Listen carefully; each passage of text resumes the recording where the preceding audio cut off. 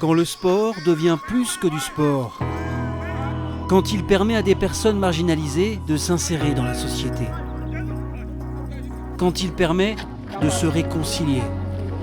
Quand il permet d'avoir une seconde chance. Quand le sport contribue au développement. C'est tout le sens du fonds PISCA, mis en place par l'ambassade de France en Côte d'Ivoire en 2019. Un fonds de 423 millions de francs CFA pour soutenir 12 ONG sur l'ensemble du territoire ivoirien. L'idée, c'est d'aider ces associations, pas seulement avec une somme d'argent, mais aussi à s'organiser pour la suite et les aider d'ailleurs aussi à mieux s'organiser, se structurer pour ensuite demander d'autres financements pour pouvoir continuer à vivre et continuer à être utile. Et puis on a essayé de mettre l'accent sur ceux qui n'ont pas forcément accès au sport, dans des endroits où les gens sont plus défavorisés. C'est sport et développement, c'est-à-dire permettre aujourd'hui en Côte d'Ivoire, à travers le sport et le développement, de renforcer la cohésion sociale, l'insertion socio-professionnelle des jeunes, mais développer aussi le vivre ensemble. 2 ans après le lancement du fonds, nous sommes allés sur le terrain au cœur de 4 projets pour mesurer leur impact et mieux comprendre le sens du fonds PISCA. Toumaudi, au centre de la Côte d'Ivoire. Aujourd'hui se joue un match de football, pas comme les autres. Un match de cécifoot. Les joueurs sont malvoyants et non-voyants. Un tournoi organisé par la FISMA. Cette ONG détecte des personnes en situation de handicap visuel et les entraîne à la pratique du sport. Les disciplines sont le cécifoot, qui est du football pour aveugles, le goalball, le volleyball pour aveugles, l'athlétisme, le judo et la lutte. Grâce au fonds PISCA, la FISMA a pu élargir son champ de détection en dehors d'Abidjan. Plus d'une centaine de personnes en situation de handicap visuel ont pu être détectées à travers le pays. Des personnes comme Joanita, 18 ans. En 2015, sa vie bascule au moment où sa vue se dégrade. Je me suis renfermée. Voilà, je ne causais pas trop avec mes camarades de classe. Puisque quand on faisait les interrogations, je n'avais pas trop la moyenne, donc ça me faisait un peu mal. Je me suis mise un peu de côté. Joanita se met à l'écart jusqu'au jour où elle rencontre les équipes de la FISMA. Depuis que je suis avec la FISMA, ça se passe bien. On a beaucoup d'opportunités, on voyage un peu partout. Malgré mon handicap, je suis une fille épanouie. Voilà. Je fais la fierté de mes parents, de ma famille. Donc, c'est tout ce qui compte, quoi. Direction Koumassi, commune d'Abidjan.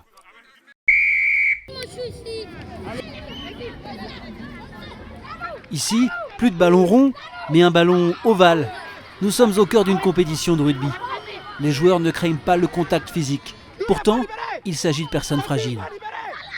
Des jeunes écoliers en situation de précarité et d'autres en situation de handicap. Des jeunes rassemblés par l'association Imagine le Monde. Si le sport, comme on dit, il est facteur d'unité, il est facteur de développement, d'épanouissement, alors le sport, c'est la vie. Pratiquons le sport pour la vie, en y mettant à l'intérieur des enfants dits bien portants et des enfants en situation de handicap. Plus de 400 élèves d'établissements publics et privés de quartiers populaires participent au tournoi et 75 enfants en situation de handicap.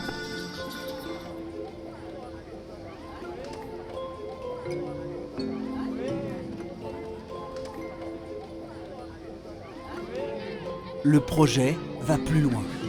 Il y a des filles qui ne participent pas forcément donc, à cette activité sportive, puisque chez nous, en Afrique, généralement, les femmes, les jeunes filles, bon, soit elles sont sorties vite de l'école, soit elles sont à des tâches ménagères. On se dit non, ça ne marche pas comme ça. On va replacer également donc, les femmes au centre également de cette activité-là, en mettant une ligne qui va nous permettre donc, de former 18 jeunes filles à des métiers qui gravitent autour du rugby. Parmi elles, Fatou, 16 ans, élève en classe de première, mais aussi arbitre de rugby. Je jouais d'abord au rugby dans le club AIM. Ensuite, je suis allée faire la formation jeune arbitre et j'ai eu le diplôme niveau 1. Plusieurs personnes m'ont dit que je ne pouvais pas à cause de ma forme, que je suis une fille, mais j'ai dit que je veux le faire.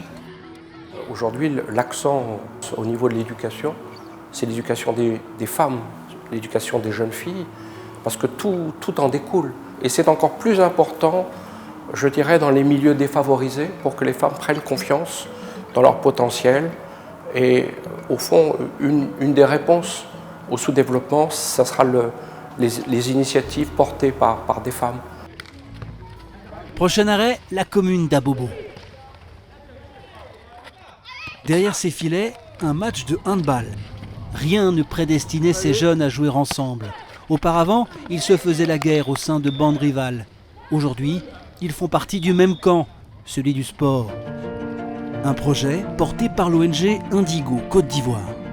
On organise des dialogues, des séances d'échange, de discussion pour comprendre en fait les problématiques. Grâce au soutien du Fonds Pisca, plus de 200 lycéens d'Abobo réapprennent à vivre ensemble. Comme nous le confirme Aïcha, 17 ans, en classe de terminale. Les grands garçons, même moi, j'avais peur de causer avec eux. Mais grâce à le sport aujourd'hui, on cause bien, on s'amuse. Le sport aussi, ça m'a permis d'être courageuse, d'affronter beaucoup de choses. Parler devant les gens, là, venir s'arrêter devant la foule, et puis tu as dit, comme ça, que c'est pas facile au fait. Maintenant, grâce à le sport, là, je n'ai plus honte. Et pour Nelson, plus connu sous le surnom de soldat, ce projet est une seconde chance, celle de sortir d'un passé de violence pour enfin oser rêver. Ça m'a permis de me calmer même. Parce que le sport, en faisant le sport, vous ne pouvez pas jouer seul. Tu joues avec quelqu'un en jouant, même si vous êtes en conflit avec quelqu'un, en jouant avec la personne, l'amitié peut venir.